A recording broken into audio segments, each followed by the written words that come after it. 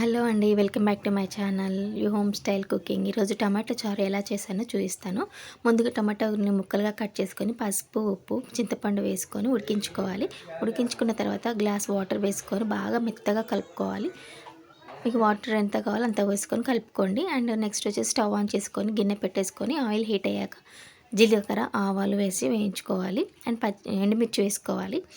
ఎండుమిర్చి బాగా ఫ్రై అయిన తర్వాత వెల్లుల్లిని వేసుకోవాలి. వెల్లుల్లి బాగా రెడ్ కలర్ వచ్చేంత వరకు ఫ్రై చేసుకోండి.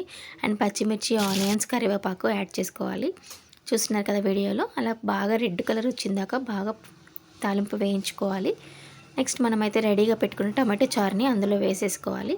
వేసుకున్న తర్వాత ఆల్రెడీ మనం ఉడికించి పెట్టుకొని తీసాం కదా పక్కకి, దానిలో మళ్ళీ వాటర్ పోసుకొని కొంచెం కలిపేసుకొని ఆ వాటర్ కూడా ఇందులో స్ట్రెయిన్ చేసుకొని వేసుకోవాలి. వేసేసుకొని మూత పెట్టేసేయండి. ఒకసారి కలుపుకొని మూత పెట్టేసేయండి. ఒక 10 మినిట్స్ తర్వాత చూడండి, మీడియం ఫ్లేమ్ పెట్టుకొని మన టమాటో చారు బాగా మరుగుతున్నాయి కదండి. ఇలా ఎంత మరిగితే అంత బాగుంటుంది.